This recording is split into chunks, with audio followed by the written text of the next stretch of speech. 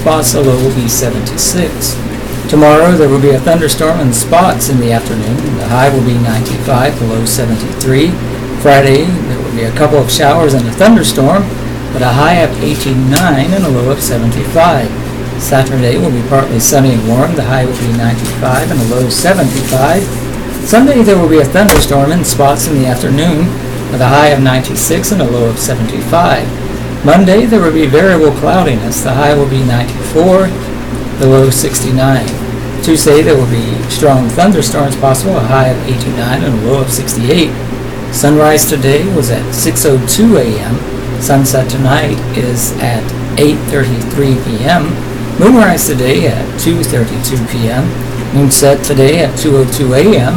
Sunrise Thursday is 6:02 a.m. and sunset tomorrow is at 8:33 p.m. First moon is today, June 20th. Full moon next Thursday, June 28th. Last moon, July 6th. And new moon, July 12th. Applause. Paige Johnson of Angier was named to the Dean's List at Belmont University in Nashville, Tennessee for the spring 2018 semester. Christopher Brantley, a junior exercise science major from Benson, was named to the President's List for the spring 2018 semester at Bob Jones University in Greenville, South Carolina. Today in history. Today is Wednesday, June 20th, the 171st day of 2018. There are 194 days left in the year. Today's highlight. On June 20th, 1893, a jury in New Bedford, Massachusetts found Lizzie Borden not guilty of the axe murders of her father and stepmother. In 1782, Congress approved the Great Seal of the United States, featuring the emblem of the bald eagle. In 1863, West Virginia became the 35th state.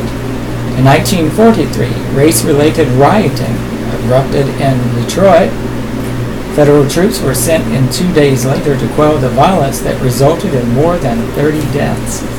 In 1948, the variety series Toast of the Town, hosted by Ed Sullivan, for whom the show was later renamed, debuted on CBS television. In 1967, boxer Muhammad Ali was convicted in Houston of violating selective service laws by refusing to be drafted and was sentenced to 5 years in prison. Ali's conviction was ultimately overturned by the U.S. Supreme Court. In 1977, the first oil began flowing through the recently completed Trans-Alaska Pipeline from Prudhoe Bay to Valdez. And birthdays today. I'd like to wish happy birthday to one of our listeners, Alice Turnage. Happy birthday, Alice. Actress Olivia Dukakis is 87. Actor James Tolkien is 87. Actor Danny Aiello is 85. Blues musician Lazy Lester is 85. Singer-songwriter Brian Wilson is 76. Singer Anne Murray is 73. TV personality Bob Villa is 72. Musician Andrew Watts is 72. Actress Candy Clark is 71. R&B singer Lionel Richie is 69. Actor John Goodman is 66. Actress Nicole Kidman is 51. Country bluegrass singer-musician Dan Tominski is 51. Movie director Robert Rodriguez is 50. Rock singer Tino Moreno of Deftones is 45.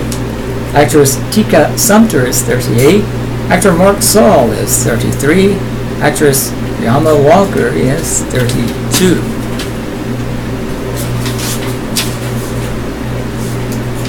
Live Wire with the Observer staff. Trendevers does restorative work with old things. LT of Fayetteville writes, I need someone that can enhance old photographs. One is an old newspaper photo. Does anyone local do that? Michael Futch answers. After a quick search, Livewire found at least one Fayetteville business that will do this type of restorative work. Nikki Nixon, owner of Trendevers Photography and Design at 5778 Cottonville Way, said he makes the repairs digitally.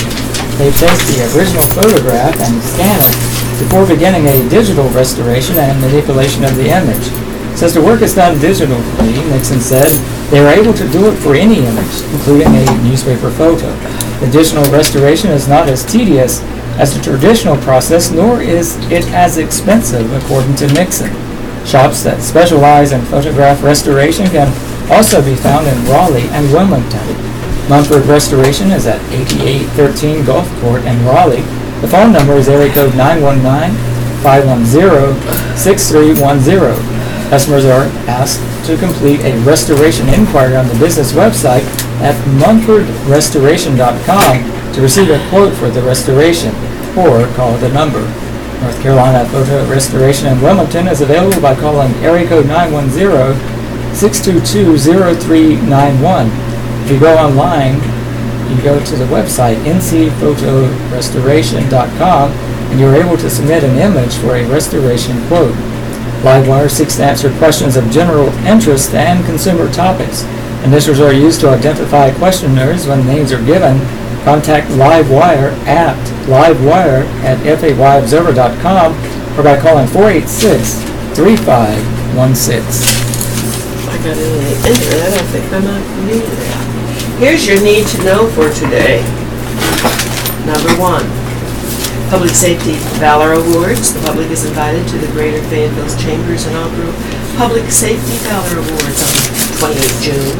Public safety personnel from the city, county, and Fort Bragg will be honored at the event, which is 7:30 to 9:30 at Manna Church, 5117 Clifton Road.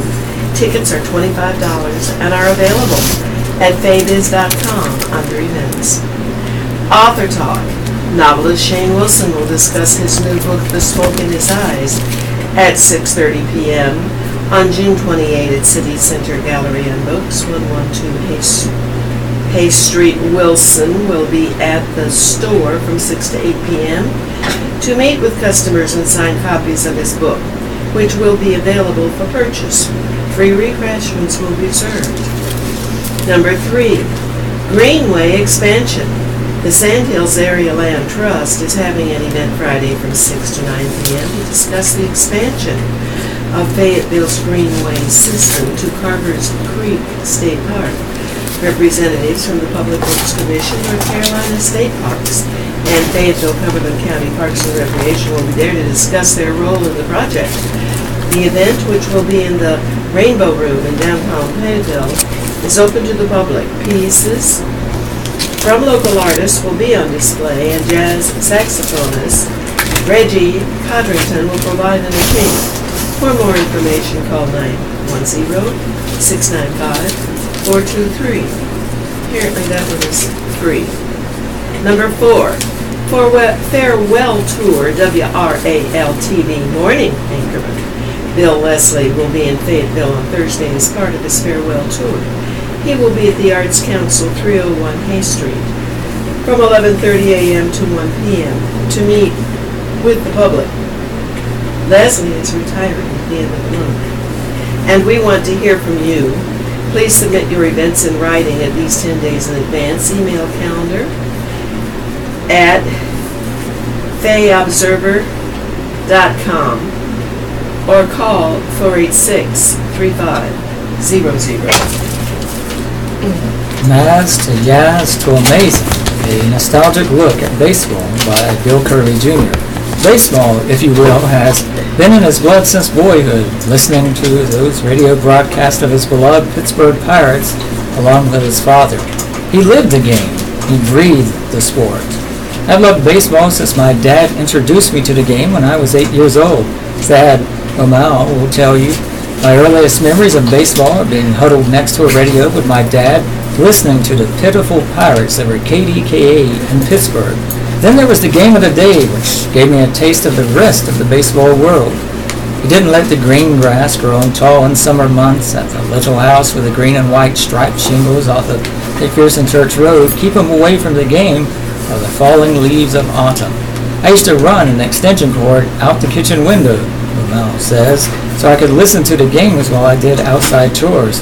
O'Malley was a quick study when it came to the players and the teams.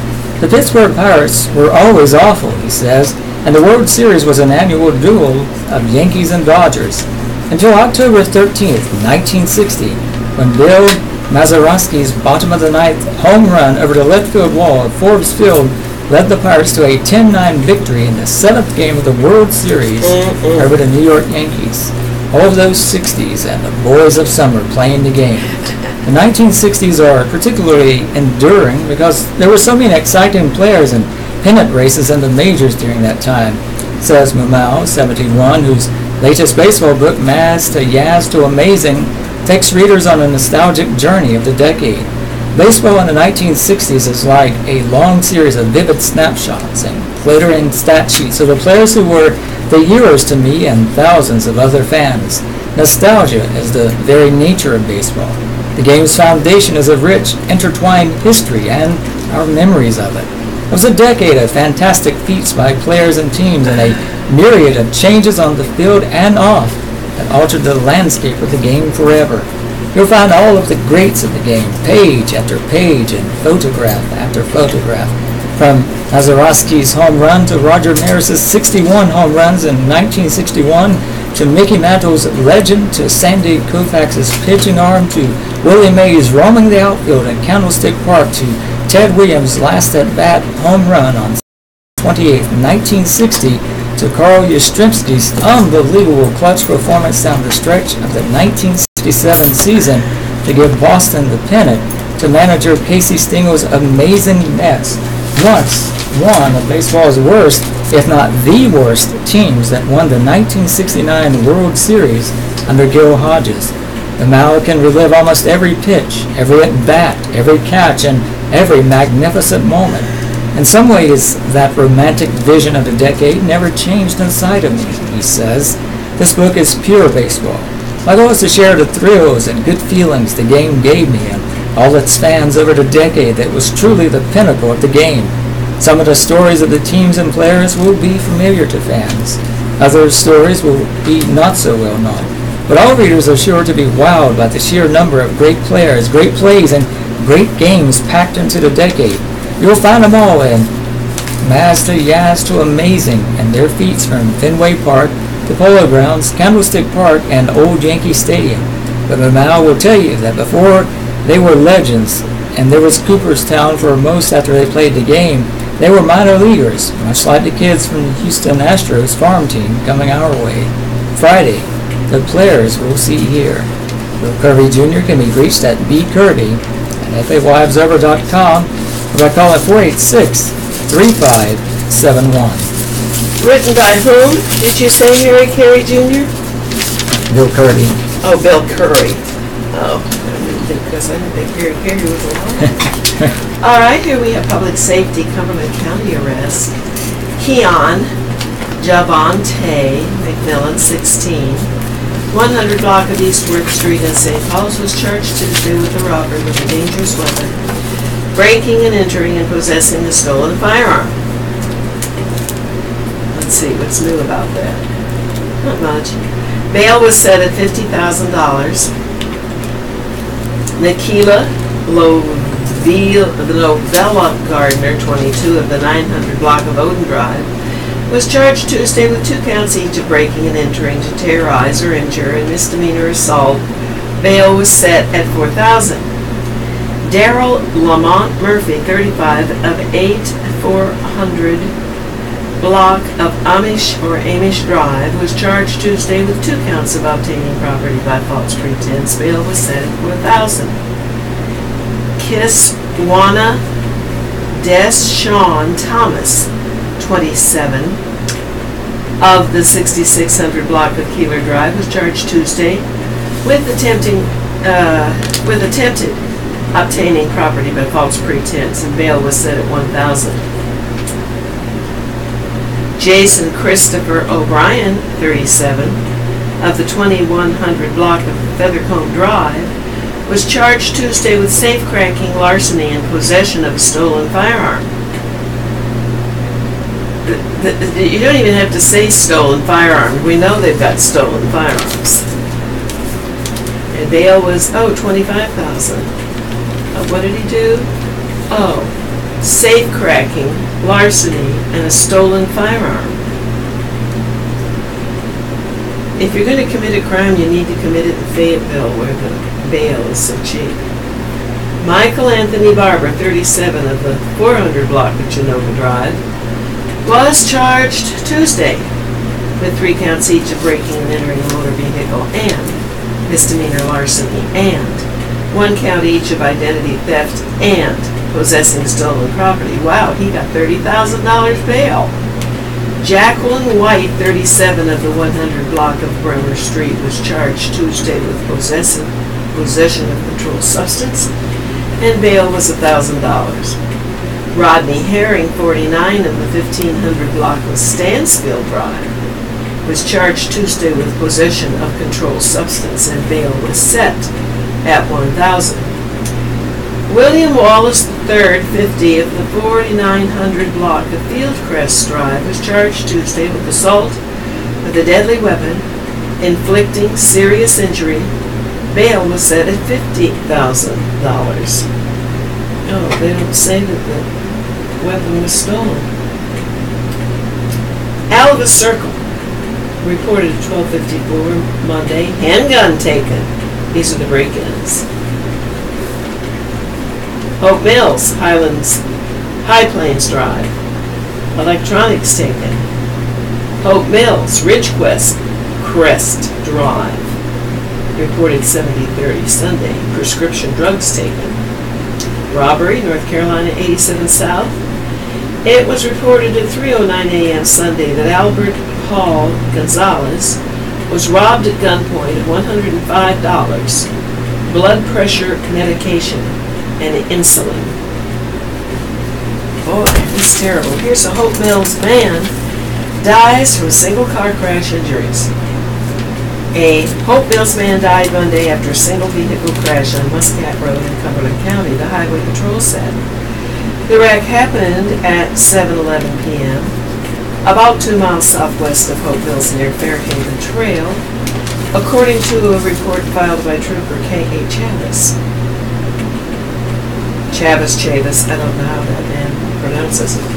Ronald Lewis Clements, 47, of the 5500 block of Cabot Drive, was traveling south toward Brisson Road when his 2001 Dodge Dakota pickup ran off the right side of the road. The truck crashed into a commercial sign before hitting a utility pole and coming to rest on private property. Clements, who was not wearing a seatbelt, was taken to Cape Fear Valley Medical Center, where he died in surgery about 4 hours later. The truck was traveling around 65 miles per hour in the 55 mile per hour zone. The report said an alcohol is believed to have been a factor. Kickball is more than just a game by Myron B. Pitts. Arquise Monroe, a.k.a. Messy K, ran hard. Dressed in a red do-rag, a dark shirt, and shorts, and a matching pair of Jordans, he rounded the orange traffic cone that stood for third base as his pursuers zeroed in. The boys shouted, the girls screamed. One of the defenders launched a ball from the field toward Keese, and the tall teenager leaped over it, safe at home plate. There's just another highlight reel in Kickball Saturdays at JS5E Recreation Center. For the last 3 months, youth from as many as 8 neighborhoods come out and play from 3 to 7 p.m. on the athletic field at Spivey. The field is located next to the splash pad, which on a recent Saturday was closed for repairs. The youngsters ranging in age from 10 to 17 divide into 2 teams, the Roadrunners and Legends. They win no prizes beyond bragging rights, but that is enough. Organizer Christina Cromartie says most of these kids have either been in trouble in school or had some kind of involvement with the juvenile justice system. The single mother started Kickball to give them an outlet for their energy. I am working with their anger issues right now, says Cromartie, who lives in the Sapona Road area in East Fayetteville. The Kickball game started with just her 6 children. I had to find something to do with the kids, she says. They enjoyed it so much that Cromartie called DeAndrea McMillan, one of her best friends since childhood, and invited her 2 daughters to play. Soon enough, Jeffrey Willis and his 2 younger brothers got involved. It's something different, Jeffrey says about his decision to play. He also says everyone knows Cromartie, who neighborhood kids call Ma. Cromartie says when I cook at home, they come. She says when Jeffrey and his brothers joined, that's when it became competitive. They started to keep score. The game grew. Other mothers joined to help out, bring in bottled water and other supplies. Now from 30 to 40 boys and girls show up on Saturdays. They don't just come to the games. They get together on Tuesdays and Thursdays to practice. Many of them want to pursue athletics at their school or are already involved in sports. Kickball is one way they stay in shape. Along the way, they're learning those lifelong lessons that sports can impart, like teamwork and leadership. Sixth grader Kaylee Lewis, who is Cromartie's daughter and captain of Legends, said initially her challenge was to get her team to accept coaching. You've got to make them listen, she says. No arguing zone. On a recent Saturday, the temperatures soared past 90. Many of the boys had stripped to their bare chest.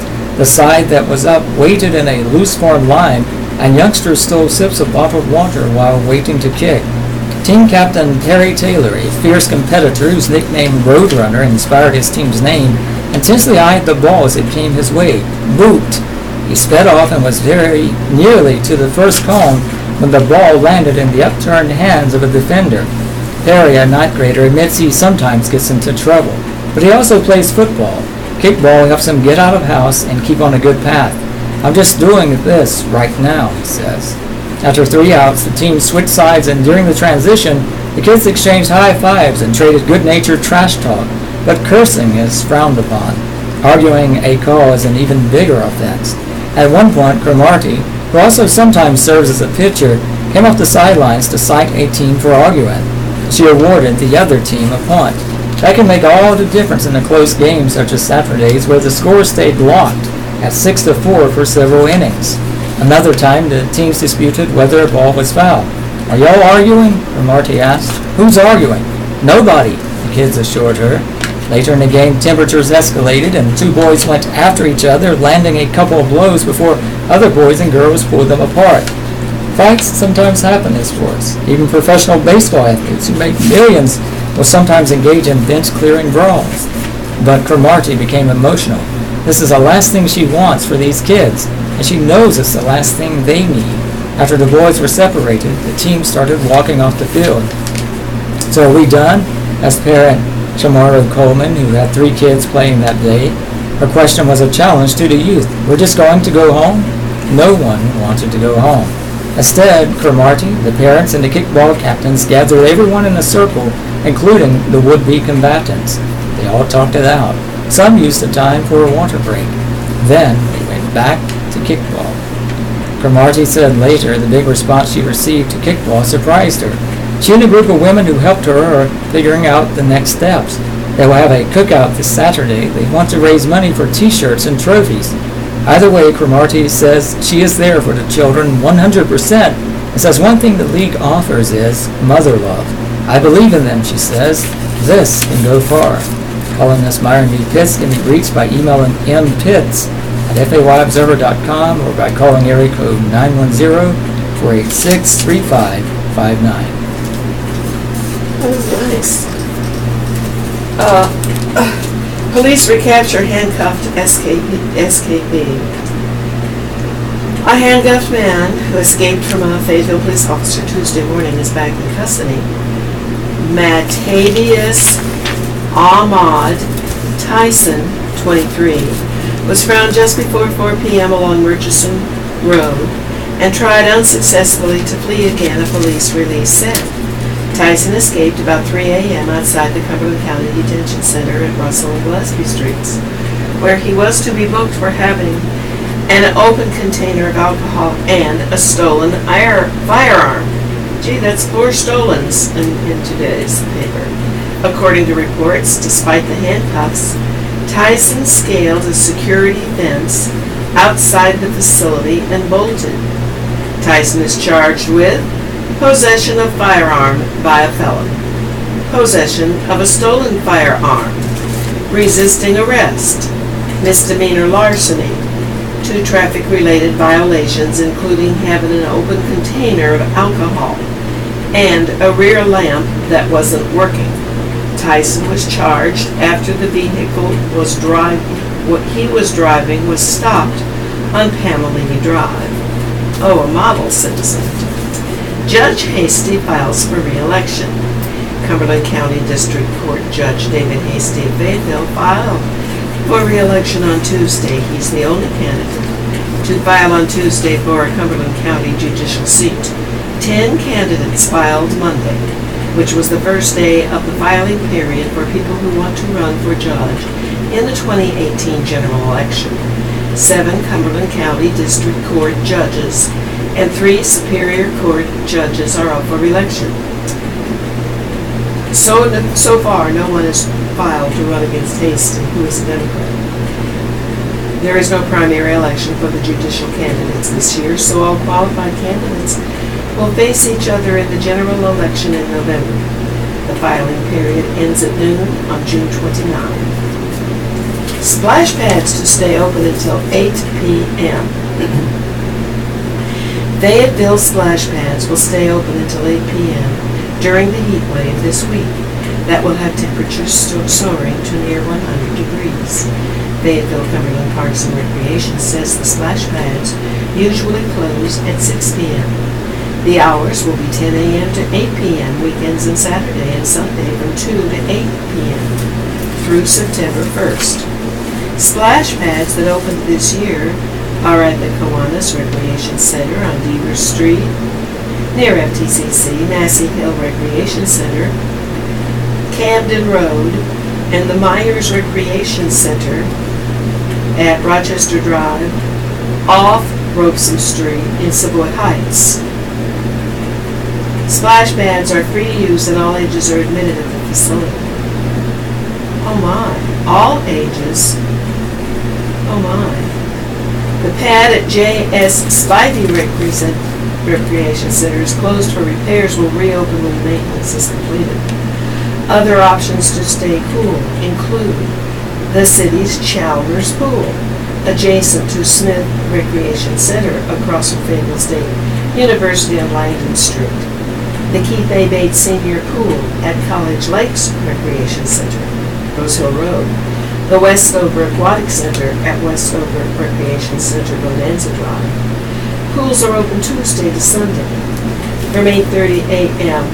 to 6 p.m.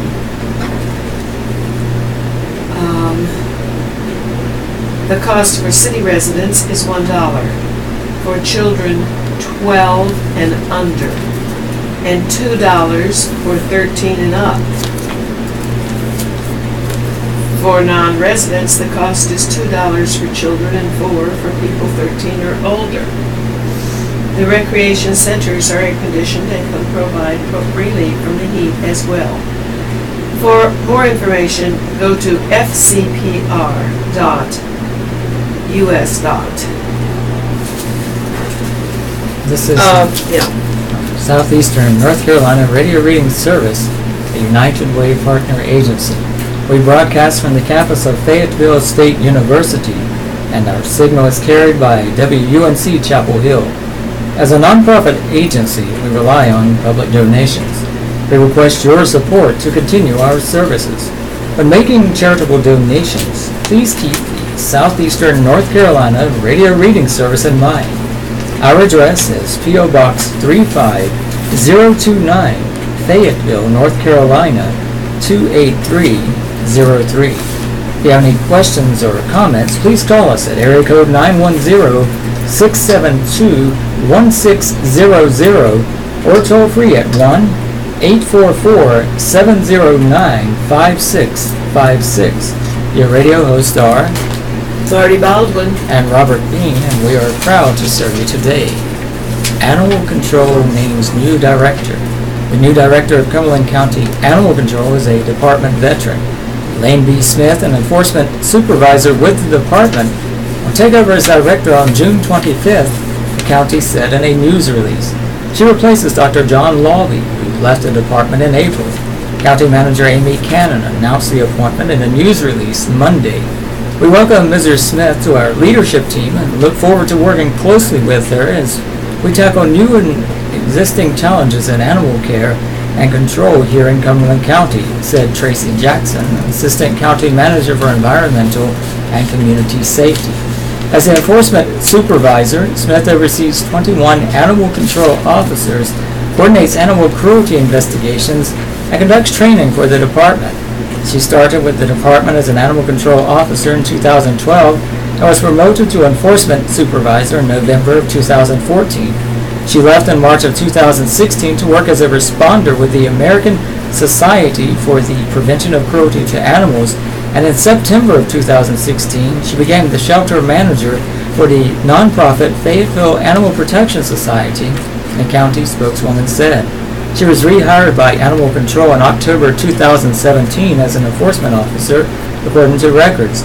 Her salary as director will be $69,042.60. I am looking forward to serving the citizens and animals of Cumberland County as the Director of Animal Control, Smith said in the release. I have a lifelong love of animals and many years' experience in ensuring their health and well-being. My main goal is this new position is to improve public education in the area of responsible pet ownership. Smith has worked for the North Carolina State College of Veterinary Medicine as a supervisor of clinical technicians and as a veterinary practice manager. She has a bachelor's degree in animal science from North Carolina State University and is a registered veterinary technician. She also holds an associate degree in veterinary medical technology from Central Carolina Community College and a graduate certificate in veterinary forensic medicine from the University of Florida in Gainesville. She is enrolled in graduate certificate coursework in shelter medicine at the University of Florida.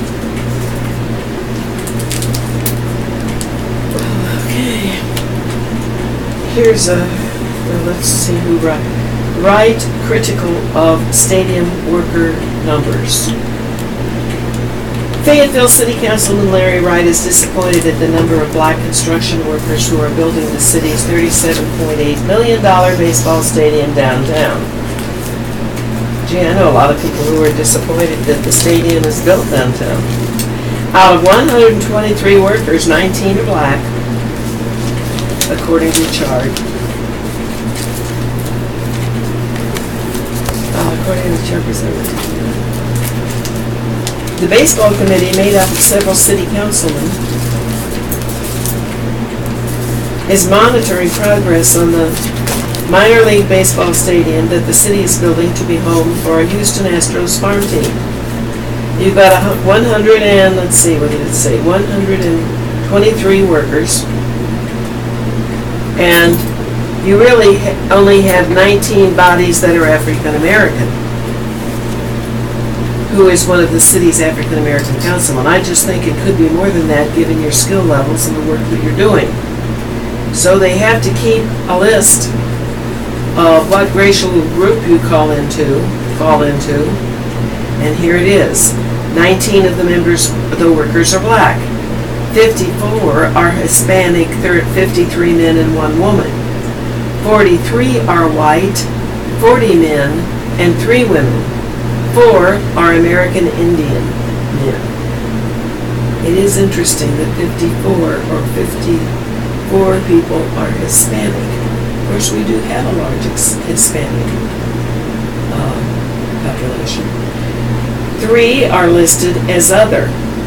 Wright said he's supportive of Hispanic workers and female workers, but he disliked the figure of just 19 black workers. It just seemed to me that the number could go higher, he said. So he doesn't exactly say who he wants fired. Do you want the white workers fired, or the Hispanic workers, or the Native American workers? The only choice you have is to fire those people. Deputy City Manager Christoph Bauer said the project is following a program to subcontract jobs to minority-owned and female-owned businesses, but that does not extend to who those businesses hire.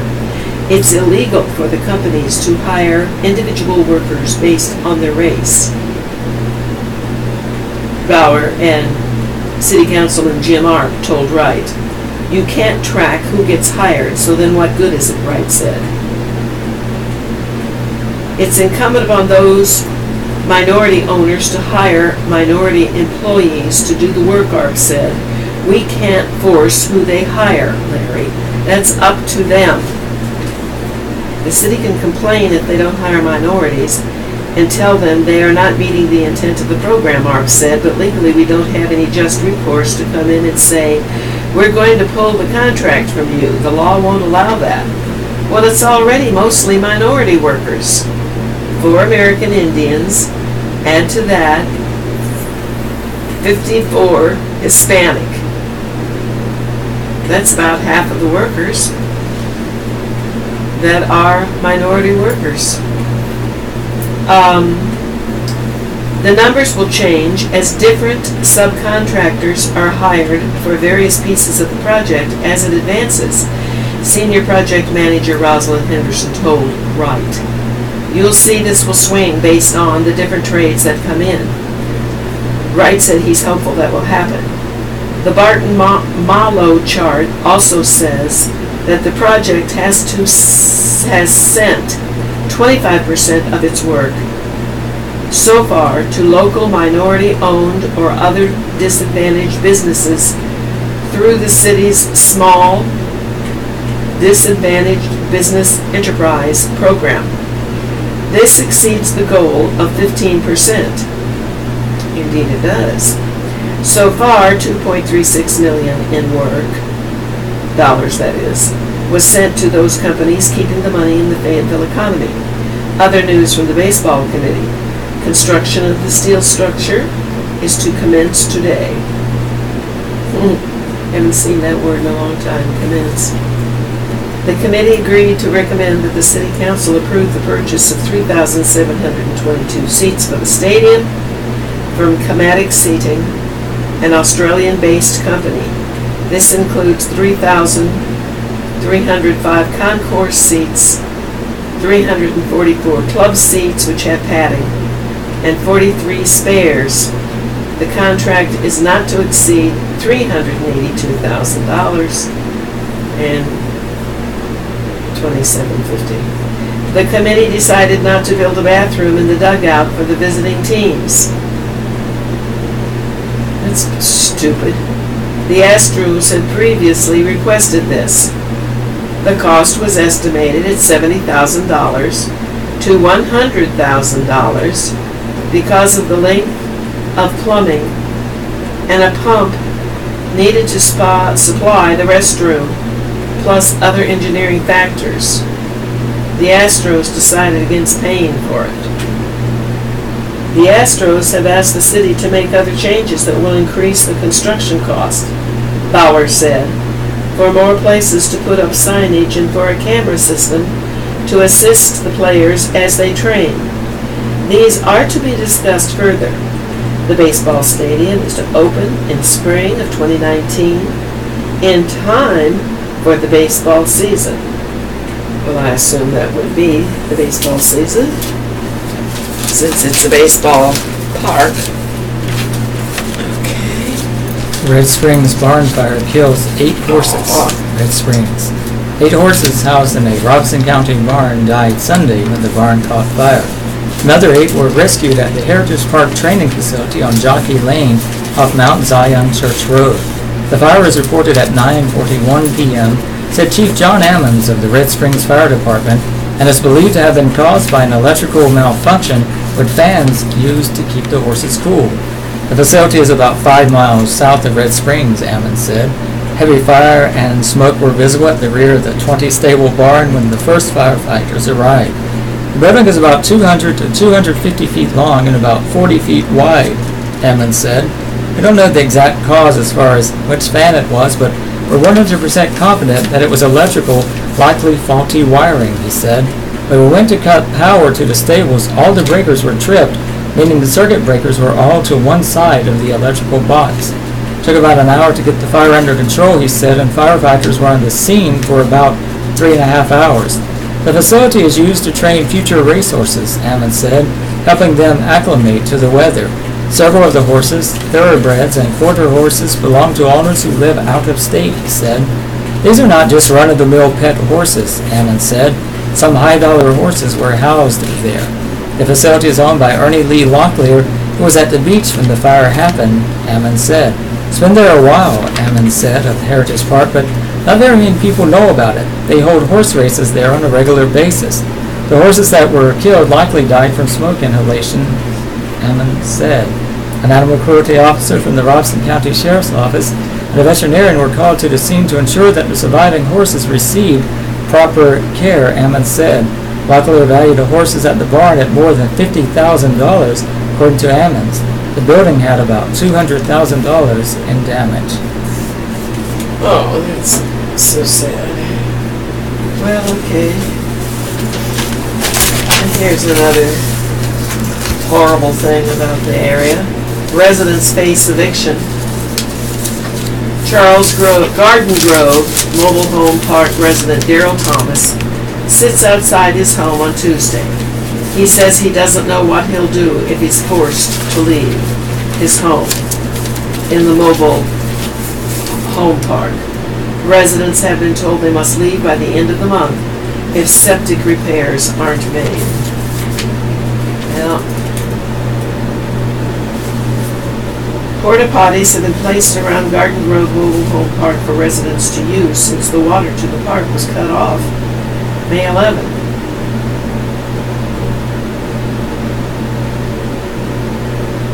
This is just so sad. This is just so sad and so typical of the area. Spring Lake, home for Daryl Thomas, is a trailer park in a dilapidated mobile home park off West Manchester Road. Thomas isn't sure where he'll call home in a week and a half. Thomas and other residents in the Garden Grove Mobile Home Park recently received letters from the Cumberland County Department of Public Health informing them they may have to leave by the end of the month if a failing septic system at the park is not repaired. I don't know, said Thomas, 57, sitting outside his trailer in the midday heat Tuesday. They just sprung it on us. Water to Garden Grove just outside of Spring Lake was disconnected May 11 after the park's water system sprung leaks that the owner failed to pay a bill of about $60,000. Since then, the remaining residents have relied on bottled water donated by the churches. May be better for you to have bottled water, because generally speaking, the water where all of us live is polluted. I'm going to call Bill Kirby and find out what brand of water the people on the city council happen to drink, because the people on the city council should be in the know of our dangerous water. Despite what you read, it's got horrible chemicals in it that are injurious to health. And I'm sure the city people in the city council have enough money to buy bottled water. And I'm going to find out what brand they use so that I can buy the same thing. Because I think they probably know more than the general public. Because we're always lied to about pollution here. And we're in a desperately polluted area. Disconnected in May. Since then, the remaining residents have relied on bottled water. Well, that's good of the churches. Although residents said cases of bottled water were recently stolen from the park, they have been using portable toilets and showering at houses of friends or relatives. The park septic system is also failing. And in a letter dated June 14, residents were told they'll have to leave by July 1, if the situation isn't resolved. Since the owner of the mobile park is the only person that can repair the water and sewer system, it is totally up to him or her to bring the septic system back up to standards. The letter reads, if the owner decides not to do that, the residents must be prepared to move. Well, I don't know what I would do if I was told I had to move in 2 weeks. I really think that's just desperate. The letter says residents have previously been asked by owners or representatives to leave the park, which indicates they do not plan to address the water or septic problems.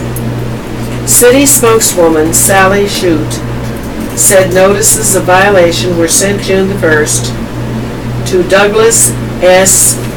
Chiapuzio and Don and Helen Comstock, all of Tigard, Oregon.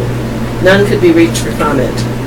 On Tuesday, tall weeds stood on the yards of the Garden Grove mobile homes, most of which appeared to be empty. A few portable toilets were scattered throughout the property. Thomas said he's lived in Garden Grove for a couple of years. He said he is a disabled veteran and walks with the aid of a cane.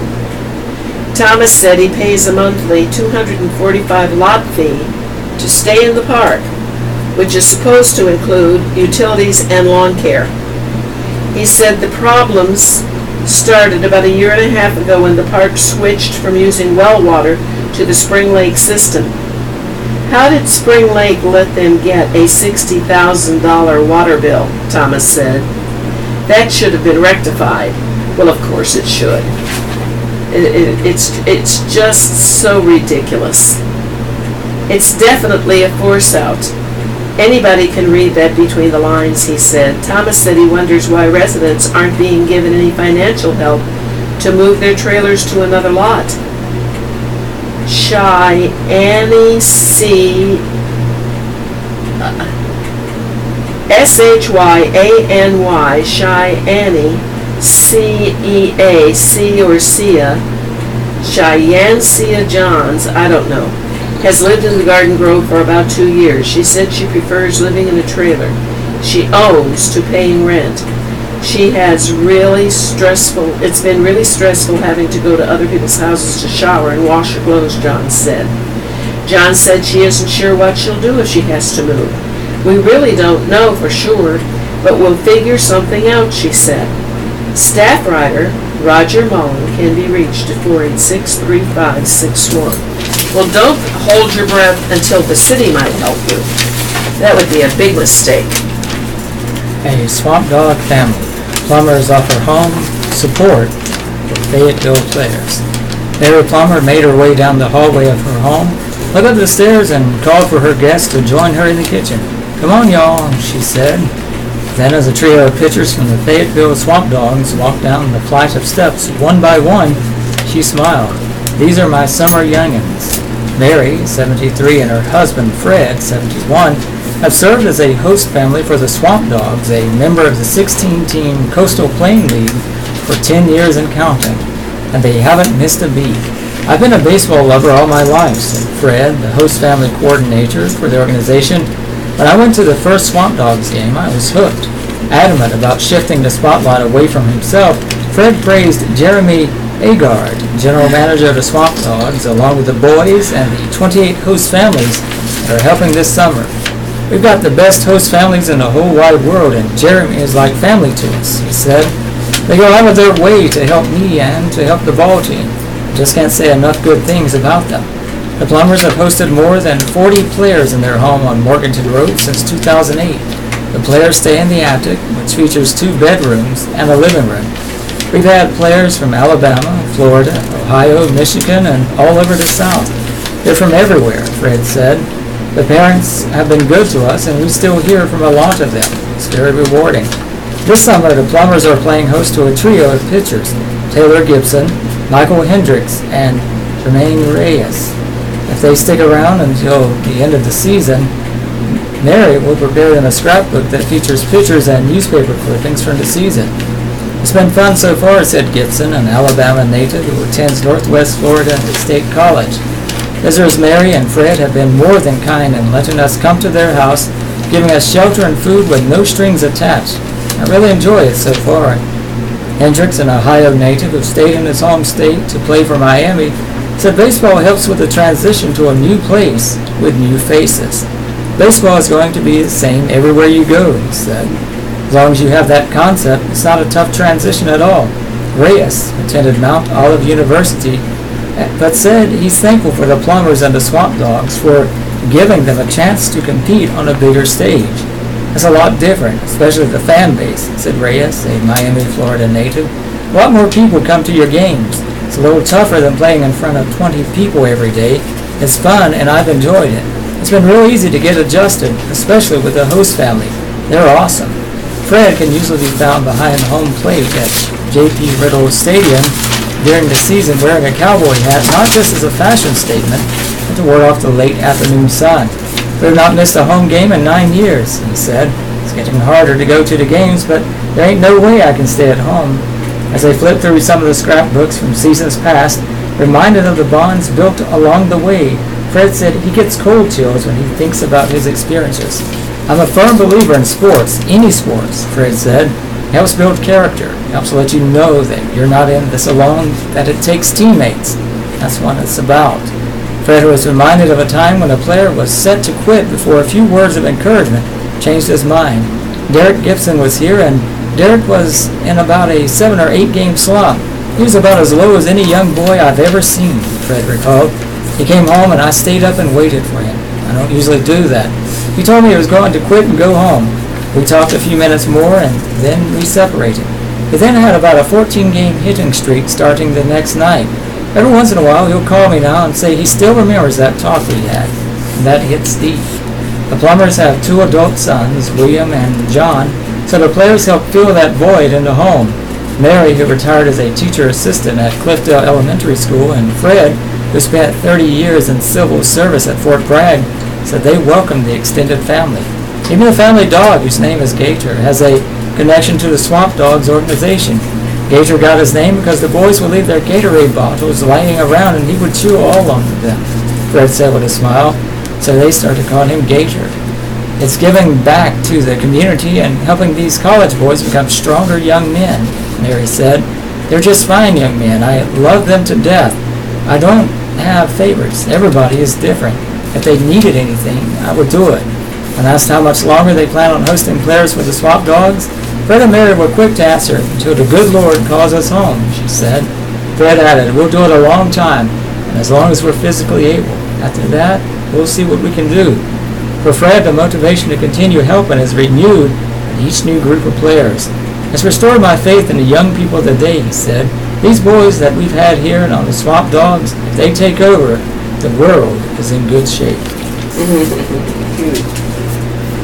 Letters to the Observer, Decency and Common Sense.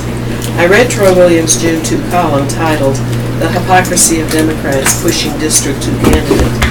I thank him for saying something that's been bothering me for 20 plus years, that politics is more important than what is right or wrong, that the personal destruction of a political opponent is preferred versus debating the merits of his or her positions, that one's political party must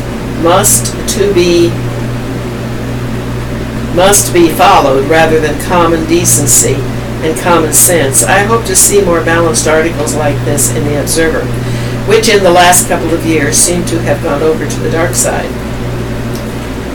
This is from David Camping of Lillington. David, I've noticed that for the past week or so, the Fayetteville paper sounds as if it's being written by new people. It's just kind of turned around. I don't know, because I've never liked it because of the writing and the errors and the misprints and their general philosophy, which I disagree with, their general philosophy. But lately, the paper's been very good, and I am so surprised I fell off my chair.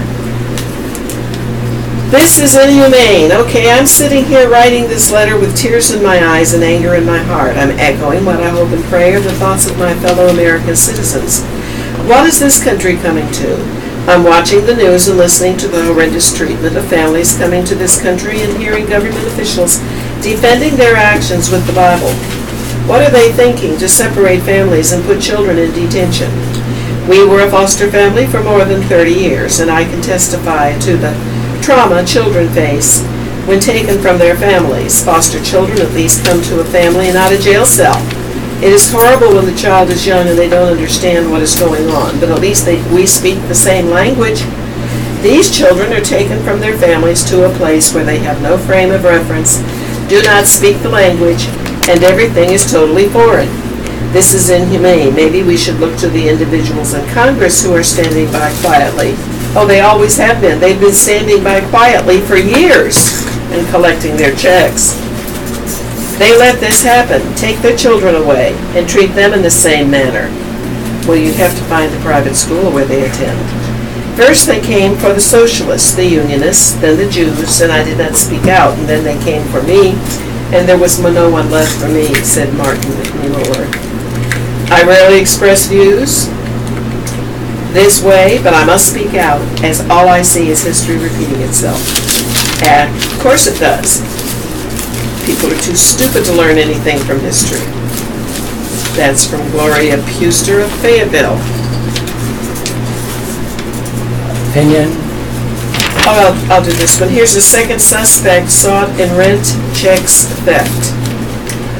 Warrants have been issued for a second Florida man accused of stealing more than $67,000 in rental payments from the drop slots in the offices of Fayetteville apartment complexes. Duanes Rodriguez, 32, of Miami. Hey, I could get by on $67,000 a year, tax-free. I get back on a lot less than that. I get by. He's wanted on 128 counts of larceny and chose larceny of chose in action. Maybe that should be choice. What is your guess? Larceny of chose in action. I've never heard of that. But choice in action would make some sense to me, but I don't happen to know about that. 17 counts of breaking and entering, and 1 count each of obtaining property by false pretense and conspiracy, a Fayetteville News release said. Detectives are urging Rodriguez to surrender himself to law enforcement. Larceny of chose in action. Well, okay, I'll have to find out what that means. Is the theft of financial documents or any document such as a property deed which has a value attached. Rodriguez and Jorge Perez Montalvo, 28, of Hialeah, Florida, who was arrested Friday and are accused of breaking into the offices between March 2 and 7 and taking the payments from the drop box, according to Perez Montalvo's arrest warrants. The payments were made with personal checks, Western Union money grams, and money orders, warrants said. The apartments complexes from which the payments were stolen include Crescent Commons, Tamarind Place, Brittany Place, Lakes in the Pines, Serenity, Abbott's Park, North Ridge Park, Heather Ridge, Cliff Creek Plantation at Fayetteville, Brent Lake, King George, Village, Carver's Falls, Summertime, MacArthur Landing and Regency, and Lone Pine Mobile Home Park. Boy, they didn't miss much. Perez Montalvo was arrested in Georgia and extradited to Cumberland County. His bail was set at $1,445,000. Anyone with information about Rodriguez's location is asked to call Detective C. Pittman at 580-2282 or Crime Stoppers 483-TIPS 8477. And this is the Southeastern North Carolina Radio Reading Service, a United Way partner agency. We broadcast from the campus of Fayetteville State University, and our signal is carried by WUNC Chapel Hill. As a nonprofit agency, we rely on public donations to get by.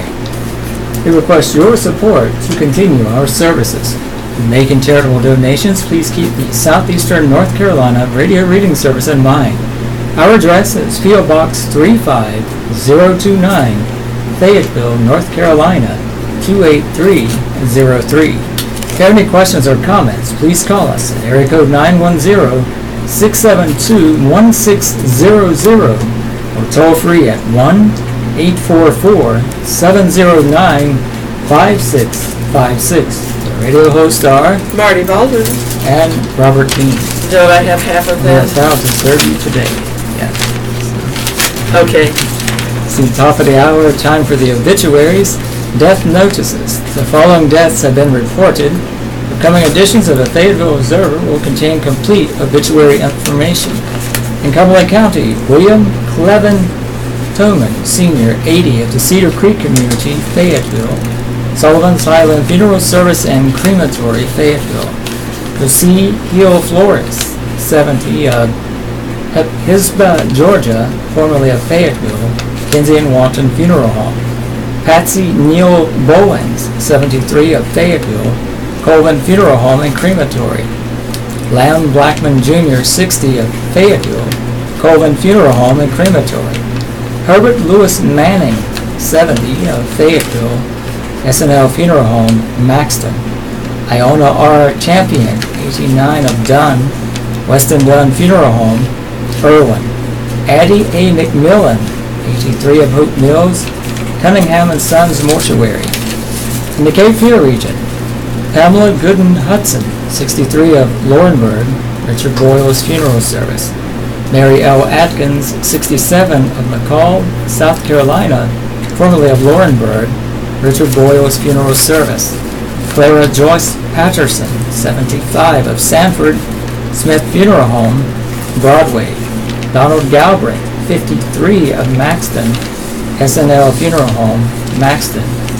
Emily M. Money, 75, of Pinehurst, Simon Funeral Home, Southern Pines. Benny Lee Davis, 74, of Clarkton, Bladen Gaskins. David Timothy Tim Sellers, 62, entered peacefully into eternity Saturday, June 16, 2018 at 12:43 p.m. surrounded by family at Cape Fear Valley Medical Center after a nearly 2-year fight with cancer and related medical complications. Celebration of Life will be held on Thursday, June 21st, 2018, 11 a.m. at Snyder Memorial Baptist Church. The family will receive friends from 10 to 11 a.m. in the gathering hall prior to the service in the sanctuary.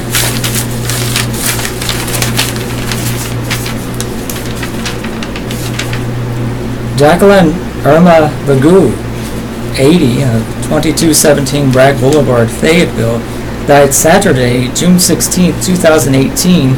Visitation will be at the funeral home Thursday from 5 p.m. to 7 p.m. Service is entrusted to Herring Funeral Care and Cremations. Dr. Richard Serrano, 70, of Fayetteville, died Saturday, May 26, 2018. Celebration of Life service will be held in St. Anne Catholic Church on 357 North Cool Spring Street in Fayetteville on Saturday, June 23, 2018 at 2 p.m. And little flowers donations may be made to the Light of His Life Elias's and Lucas College Fund, care of his wife Susan, and to St. Anne Catholic School in Fayetteville. Services entrusted, Fayetteville Cremation Services. Okay. I will read the... There's a few more local. Okay. I didn't see where it started. Here with... Alrighty. Lotta Marie Fisher of Fayetteville, 62, passed away on June 17, 2018. She was born in Fort Rucker, Alabama in 1955 and graduated from Southview High School, class of 73. She was widowed in 2012 and we'll see that there will be a memorial service on Sunday, June 24, 2018 at 2 p.m. at Tabor United Methodist Church, 6112 Tabor Church Road, Fayetteville, with Pastor Rufus Autry officiating. Graveside service will be held immediately following the memorial service at the Tabor Church Cemetery. Rosa B. Hughes of Fayetteville, Miss Rosa Boone Hughes, 97, of Fayetteville, died Sunday, June 17, 2018, at Haymount Rehabilitation and Nursing Center. She was born in Roseville, South Carolina, February 8, 1921, and was 97 years old. A graveside service will be held Tuesday, June 21, 2018 at 2 p.m. at New Hope Methodist Church Cemetery in Roseville, South Carolina. Arrangements by Jernigan Warren Funeral Home. Here we have Sonia Counts Herndon of Fayetteville, 53. Died on Friday, June 15th. She was preceded in death by her father, Jack Counts, and mother, Madeline Counts. She is survived by her son, Vernon Wayne Williams, and his wife. There will be a memorial service on Thursday, June 21, 2018, at 7 p.m. at Jernigan Warren Funeral Home on Ramsey Street in Fayetteville, region and elsewhere. Fayetteville. Retired CSM Homer Carroll Waybright. Died Saturday, June 16. Memorial, Saturday, 1 p.m., Cumberland Memorial Gardens, Cemetery Chapel, Burial, Cumberland Memorial Gardens, Mausoleum. Rogers and Brees. CSM Waybright was 91 years of age. Margaret Jenkins Boykin of Clinton,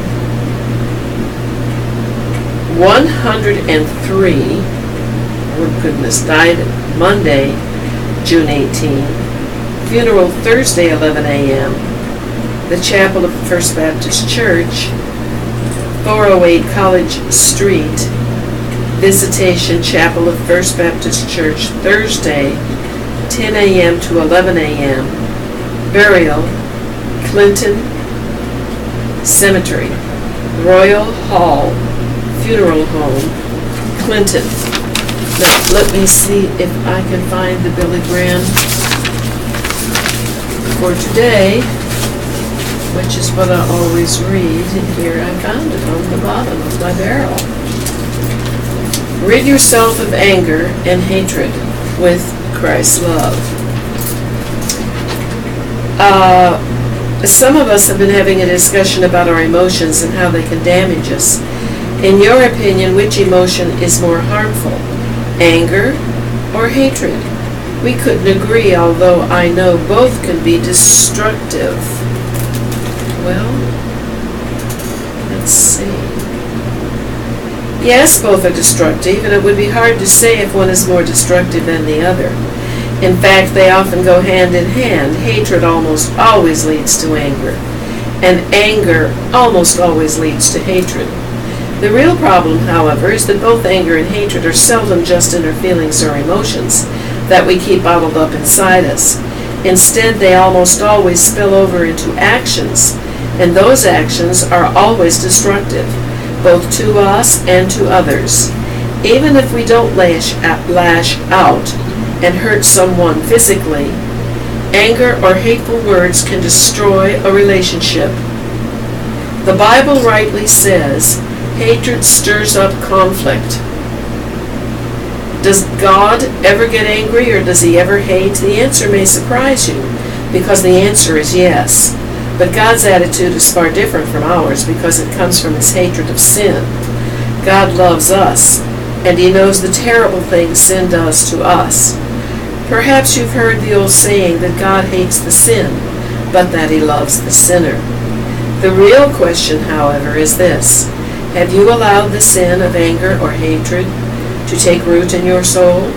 The only lasting cure is to allow Christ to rule you, and to let his love fill your heart and mind.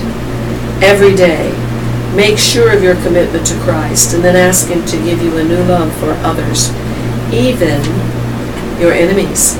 The Bible says, be like-minded, be sympathetic, love one another, be compassionate, and humble.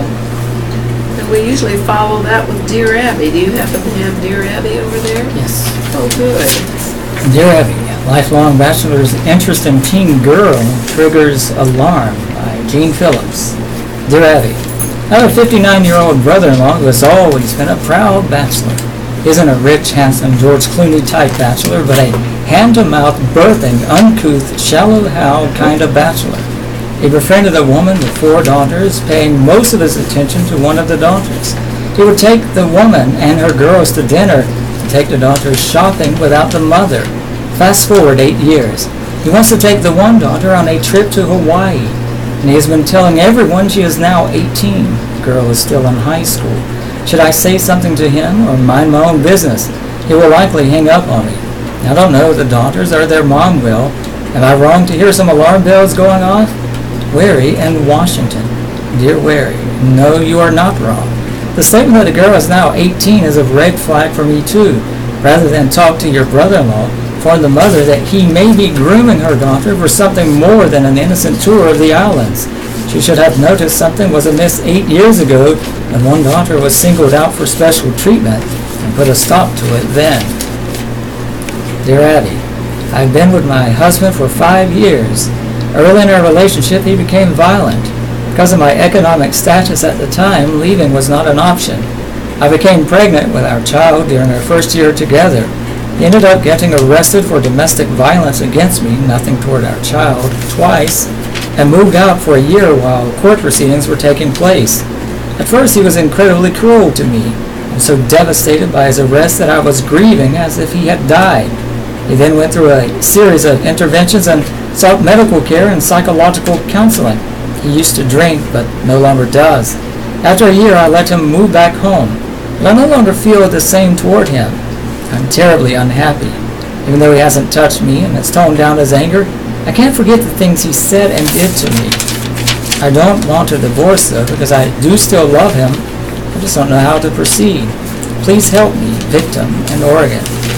Dear victim, nowhere in your letter did you mention whether you sought counseling to help you recover from the verbal and physical abuse. If you didn't, do it now.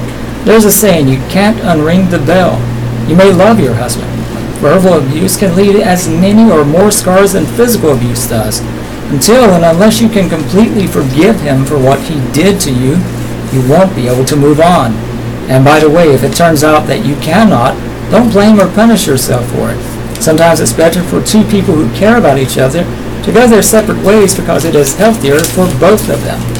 Reader alert.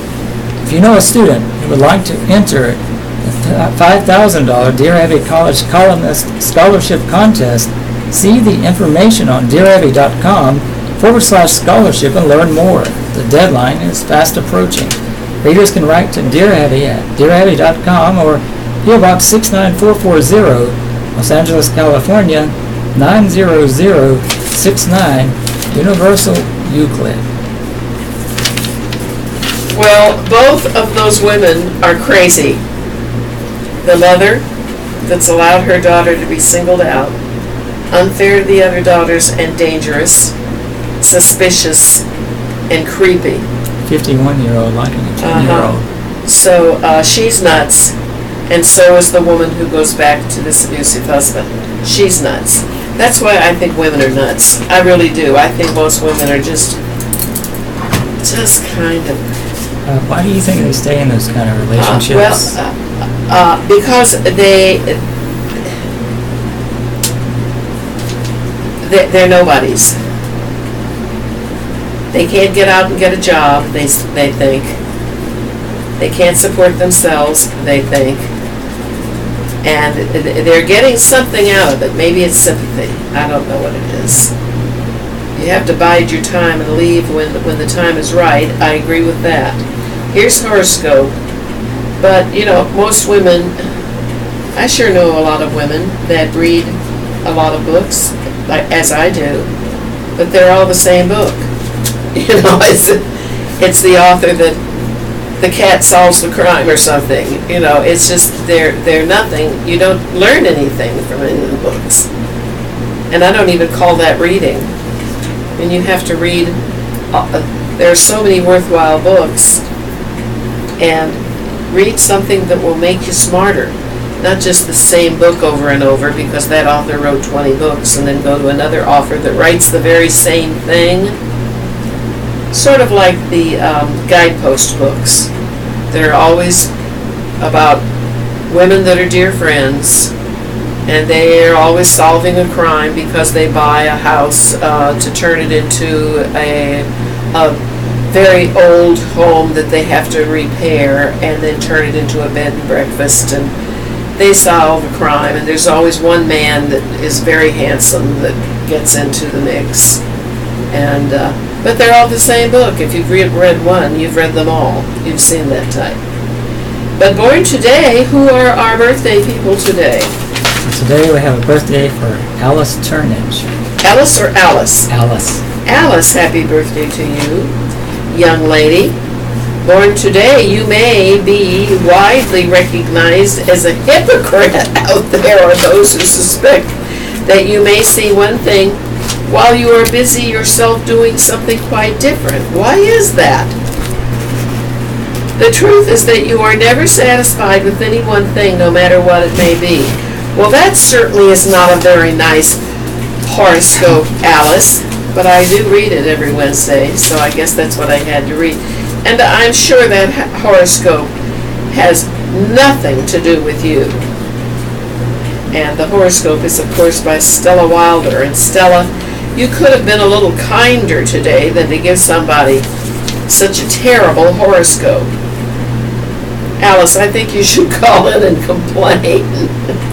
Cancer, you're going to have to immerse yourself in certain routines today in order to clear up a problem that never should have arisen. Leo, promise to take care of a certain situation. It may not be kept by someone in charge. I'm going to try this again and stick a that in the sentence. Promise to take care of a certain situation that may not be kept by someone in charge. That makes more sense to me.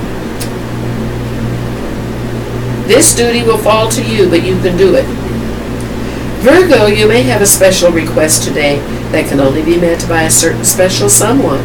You know who it is. Feel free to ask.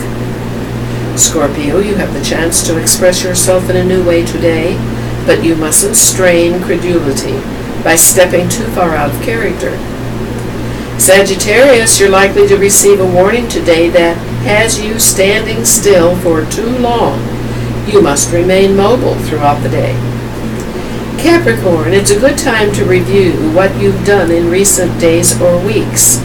A friend gives you a boost, but a new critic appears on the horizon. Aquarius, you may want to invite a few new friends into your home soon, but there are things you must tend to in order to be fully presentable. Pisces, you are tempted to accept an invitation, even though you don't know whom it's from or why it was extended to you. Investigate.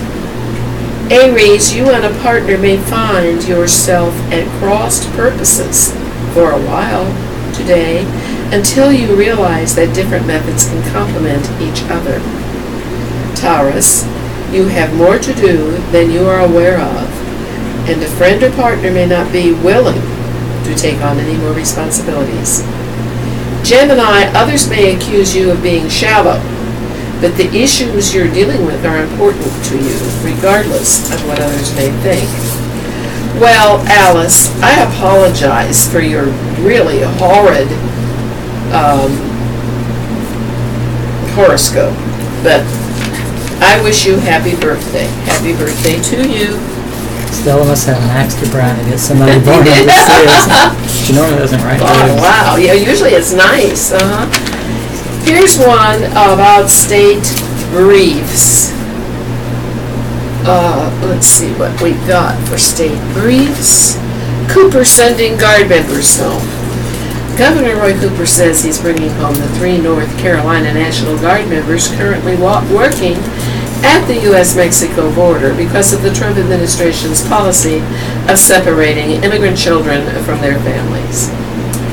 That's right. President Trump, tear down that wall. Let everybody from Brazil and let everybody from South America cross our borders and pay for it with the taxpayers' money, as you are doing now by law. People who are coming here with no love for this country, drug dealers, murderers, thieves, just open Tear down the walls. Don't have any police on the border. Don't have any border patrols. But all the drug dealers, everybody from, good grief, Venezuela, everybody. Cooper said Tuesday he made the decision because of the cruel policy of tearing children away from their parents. Cooper's office says the state's current deployment included a helicopter. The North Carolina National Guard has sent service members to the southern border during previous presidential administrations. Well, of course, but they weren't Republicans. Separately, Attorney General Josh Stein is one of 20 attorneys general who signed a letter Tuesday asking U.S. Attorney General Jeff Sessions and the current policy end it and calling it inhumane and raising serious concerns about children's rights. Absolutely, those children have free rights because they got into the United States.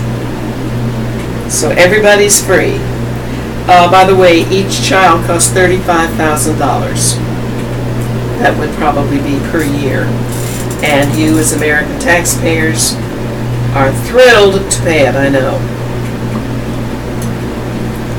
Raleigh, prison worker badly hurt in the inmate attack.